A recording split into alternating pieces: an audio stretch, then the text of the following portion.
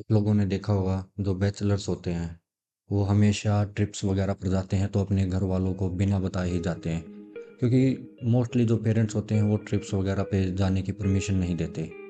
तो जो बैचलर्स हैं जो अपनी डिग्री वगैरह पूरी करने घर से बाहर आते हैं, पीजी फ्लैट्स में रहते हैं, तो बिना बताए ही घर से जाते हैं, बिना बताए ही फ्लैट से ट्रिप्स वगैरह के लिए निकल जाते हैं। तो ऐसे ही मैं भी अपने गांव से चंडीगढ़ आया था अपनी डिग्री पूरी करने के लिए, और धीरे धीरे मेरे भी दोस्त बन गए थे। तो मैंने भी उनके साथ ही फ्लैट ले लिया था, और हम फ्लैट पे 5 लोग रहते थे। मैं था, अंकित, मोहित, रोहित, और ये हम 5 लोग रहते थे, और एक अजय भी था। और सबके जो पेरेंट्स हैं वो गाड़ी वगैरह भी अलाउ नहीं करते घर से लेके आने के लिए। तो जो हमारा मोस्टली ट्रैवल वगैरह होता था वो बस वगैरह से ही होता था। लेकिन अजय अपने घर जाता है और नेक्स्ट टाइम गाड़ी लेकर आ जाता है। तो उसके बाद हम कॉलेज वगैरह जाते थे या कहीं पर भी जाते थे तो वो अजय की गाड़ी से ही जाते थे। और सुबह तो हम कॉलेज जाते थे अजय की गाड़ी से, और रात को गेड़िया वगैरह भी लगा लेते थे। एक दिन ऐसे ही कॉलेज से आते हैं और अजय आने के बाद बोलता है कि क्या हम ऋषिकेश चलें। हम भी सोच रहे थे कि कोई ना कोई ट्रिप पे जाया जाए, क्योंकि उस टाइम गर्मी का टाइम था, जून जुलाई चल रहा था।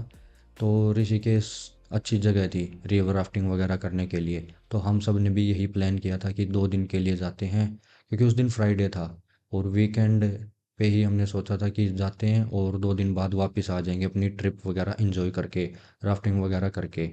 और फिर मंडे से अपनी क्लास दोबारा रेगुलर लगानी स्टार्ट कर देंगे। और हम सब ने ये नहीं सोचा था कि ट्रिप पे हमारे साथ ऐसा कुछ होगा। ऐसा हुआ हमारे साथ कि अजय उसके बाद ऋषिकेश ट्रिप पर कभी भी नहीं गया है। उस ट्रिप को हमें 3 साल हो चुके हैं। तो स्टोरी शुरू करते हैं। तो हमने सोचा था कि रिवर राफ्टिंग तो करेंगे ही और साथ में कैंपिंग भी कर लेंगे, उसके साथ एक नया और एडवेंचर हो जाएगा। तो हम सब प्लान करते हैं। तो फिर फ्लैट से हम निकल लेते हैं अंकित की गाड़ी उठाकर, और हम कैंपिंग के लिए जो जो चीज़ें थी वो ले आते हैं।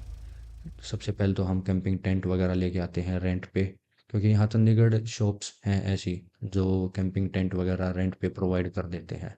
तो हम जो जो चीज़ें थी हमारी ज़रूरत की, जो हमें कैंपिंग के टाइम पे ज़रूरत पड़ने वाली थी, वो सब रेंट पे ले आते हैं। और लेके आने के बाद वापस फ्लैट पे आने के बाद हम सोचते हैं कि अभी सो जाते हैं, क्योंकि ऋषिकेश के लिए हम निकलेंगे रात को, शाम के टाइम। चंडीगढ़ में बहुत ज़्यादा ट्रैफिक होता है चंडीगढ़ से बाहर निकलते हुए, जीरकपुर वगैरह। तो उस टाइम तो हम सब अलार्म लगाकर रात के 1 बजे का सो जाते हैं। और जैसे ही अलार्म बजता है तो हम उठते हैं। उठने के बाद हमने कपड़े वगैरह तो सब पैक कर रखे थे, और हम उन्हें गाड़ी में रख लेते हैं। गाड़ी में रखने के बाद हम गाड़ी में डीजल फुल कराते हैं, और 24x7 जाकर वहाँ से कुछ खाने पीने का सामान लेकर आते हैं। जो अंकित है वो गाड़ी चला रहा था, मैं साइड सीट पे बैठा था। अजय, रोहित और मोहित वो तीनों पीछे बैठे थे।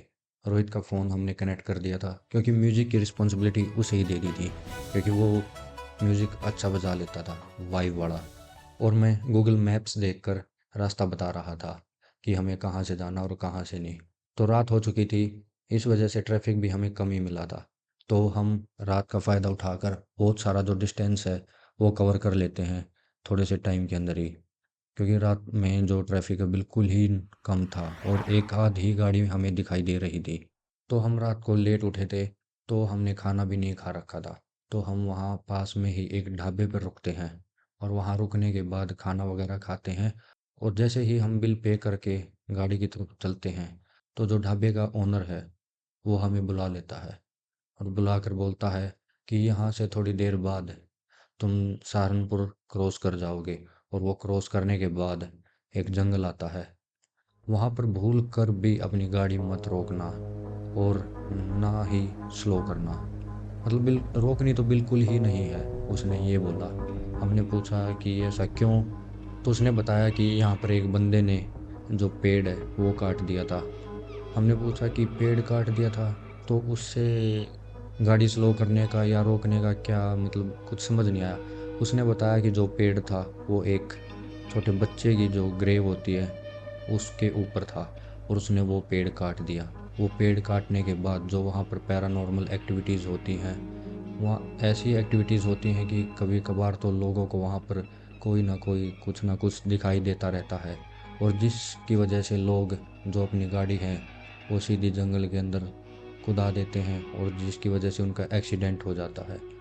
कुछ लोगों को कुछ दिखाई देता है, कुछ को कुछ। तो उसने बोला कि सेफ ऑप्शन यही है, या तो तुम अभी रुक जाओ, या फिर जा रहे हो तो वहाँ पर गाड़ी मत रोकना। तो स्टार्टिंग में हम अंकल की बात है, जो ओनर थे उनकी बात लाइटली ले लेते हैं, और वहाँ से हम निकल लेते हैं। जैसे ही हमने सहारनपुर क्रॉस किया और जंगल की एंट्रेंस पे सिर्फ एक दो बोर्ड लगा हुआ था कि ड्राइव स्लो, क्योंकि वहाँ पर जानवरों का आना जाना लगा रहता था। रोड पे इधर से उधर क्रॉसिंग करते रहते थे, तो इसलिए वहाँ पर लग रखा था कि बोर्ड ड्राइव स्लो, और जो मैक्सिमम स्पीड लिमिट थी वहाँ पर बिल्कुल 30 थी।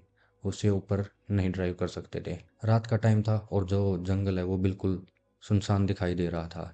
ना ही कोई गाड़ी, सिर्फ हमारी गाड़ी के अलावा वहाँ पर कोई और गाड़ी भी नहीं थी। तो हम धीरे धीरे चलते हैं, और आगे जाने के बाद जो हमारी गाड़ी है एकदम से डिसबैलेंस हो जाती है, तो हम घबरा जाते हैं। वो अंकल ने जो हमें बोला था वो बातें हमारे दिमाग में आने लग जाती हैं, लेकिन उन बातों को हम इग्नोर करते हैं और देखते हैं कि क्या हुआ। अंकित तुरंत गाड़ी रोक देता है, और रोकने के बाद देखते हैं कि और जो हमारी गाड़ी का पिछला टायर है वो बिल्कुल फ्लैट हो चुका था। तो मैं मोहित को बोलता हूँ कि जाओ पीछे से, मतलब स्पेयर टायर ले आओ, क्योंकि अभी टायर चेंज ही करना एक लास्ट ऑप्शन है हमारे पास। जैसे ही अजय बूट से डिग्गी से स्पेयर टायर लेने के लिए जाता है, और वो वहाँ जाकर चिल्लाता है। हम सब भागे भागे गए, और हम देखते हैं कि डिग्गी में कुछ भी नहीं था। हम पूछते हैं कि क्या हुआ, क्या दिखा तुझे? वो बोलता है कि मुझे यहाँ पर एक लाश दिखाई दी, वो भी एक बच्चे की। तो उस टाइम पे हमें थोड़ा सा डर लगने लगा कि अंकल ने भी हमें यही बोला था कि वहाँ पर एक बच्चे की जो ग्रेव थी उसका ही पेड़ काटा गया था, उसके ऊपर जो पेड़ था वो काट दिया गया था। उसके बाद ही एक्टिविटीज़ होने लगी थी। हमें तो कुछ भी वहाँ नहीं दिखाई दिया। तो उस टाइम पे हमने अजय को बोला कि तू आराम से जाकर गाड़ी में बैठ जा। तो हम स्पेयर टायर निकालते हैं बाहर, और जैसे ही टायर चेंज करने लग जाते हैं एकदम से गाड़ी का जो म्यूज़िक है वो फुल वॉल्यूम पर बजने लग जाता है। और शॉकिंग बात ये कि जो गाड़ी की चाबी थी, इग्निशन ऑफ था, और जो चाबी थी वो अंकित की जेब के अंदर थी। तो हमें वहाँ पर थोड़ी घबराहट होती है, और हम जल्दी जल्दी में गाड़ी का जो टायर है वो चेंज करते हैं और गाड़ी में बैठ जाते हैं। वहाँ से निकलते हैं, और थोड़ा आगे चलने के बाद मोहित बोलता है कि मुझे सर्दी लग रही है, और जो टाइम था वो बिल्कुल गर्मी का था। हमने एसी ऑन कर रखा था, तो उसकी वजह से हमें एसी ऑफ करना पड़ा। और जो पीछे मैं मुड़ के देखता हूँ, जो मोहित की आंखें थी वो बिल्कुल लाल हो चुकी थी, और उसे ठंड लग रही थी। वो ठंड की वजह से काँप रहा था। इतनी गर्मी में ठंड लगना मुझे ये थोड़ा स्ट्रेंज लगा।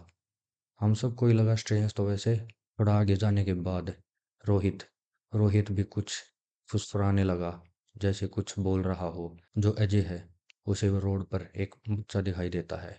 वो बोलता है कि मुझे एक बच्चा दिखाई दिया रोड पर। हम उसे इग्नोर करते हैं और सीधे चलते जाते हैं। जो हम गाड़ी की स्पीड है वो अंकित है गाड़ी को तेज़ भगाने लग जाता है। हमारी गाड़ी वहाँ, रोड ही ऐसा था कि हमारी गाड़ी मैक्स टू मैक्स 50 की स्पीड ही जा सकती थी। उससे ऊपर जाती तभी टर्न आ जाता था। तो हमारी गाड़ी सिर्फ इतनी ही भाग सकती थी उस रोड पर। और अंकित गाड़ी को भगाता है, और भगाते ही थोड़ी देर बाद अंकित को गाड़ी के सामने, बिल्कुल सामने, एक बंदा दिखाई देता है जिसके हाथ में कुल्हाड़ी थी। और अंकित सडनली ब्रेक लगाता है। ब्रेक लगाने के बाद जो टायरों से आवाज़ आई, और उसके बाद हमने आसपास देखा। हमें वहाँ पर कुछ भी दिखाई नहीं दिया, कुछ भी नहीं था। तभी अजय भी बोलता है घबरा कर कि मैंने बोला था कि जंगल में रुकना नहीं है, और तुम फिर भी रुक गए, तो अब मैं तुम्हारे साथ ही चलूँगा। ये सुनकर हम सब और डर गए। अंकित दोबारा गाड़ी भगा देता है, और जैसे तैसे मानो वो जंगल हमारा पीछा ही नहीं छोड़ रहा था। बहुत टाइम हो गया था उस जंगल को क्रॉस करते हुए, लेकिन वो ख़त्म होने का नाम ही नहीं ले रहा था। जैसे ही हम जंगल से बाहर निकले, अंकित को एक मंदिर दिखाई देता है। वो दिखाई देने के बाद अंकित गाड़ी सीधा मंदिर की एंट्रेंस पर ले जाकर रोक देता है। वहाँ रोकने के बाद हम सारे गाड़ी से बाहर निकलते हैं और देखते हैं उस टाइम पे जो मोहित है, उसकी जो आँखें थी वो लाल हो चुकी थी, वो भी ठीक हो गई थी। अब उसे भी ठंड नहीं लग रही थी और सब शांति का माहौल सा हो गया था। तो उस टाइम हम फिर मंदिर जाते हैं और वहाँ से प्रसाद वगैरह लेकर वापस आते हैं। और तब मंदिर पहुँचे हम, उस टाइम पे 5:30 बज चुके थे। तो हम सोचते हैं कि अब आगे नहीं जाएँगे, क्योंकि सब डर चुके थे, किसी का मन नहीं था आगे जाने का। तो हम वहीं से अपना यू टर्न लेते हैं और घर की तरफ, मतलब अपने फ्लैट की तरफ वापस आ जाते हैं। फ्लैट पे आने के बाद हमें कई दिन तक वो सपने आते रहे और आज भी हम वो ट्रिप भूल नहीं पाए हैं। क्या आपके साथ भी कभी ऐसा हुआ है? और अगर आप कभी रात को ऐसे किसी भी जंगल से क्रॉस करें तो अपनी गाड़ी बिल्कुल भी मत रोकना। और ऐसे ही इंटरेस्टिंग हॉरर स्टोरीज़ के लिए चैनल को सब्सक्राइब करें, वीडियो को लाइक करें और शेयर करें। और कमेंट में ये भी बताएं कि ये वीडियो आपको अच्छी लगी या नहीं।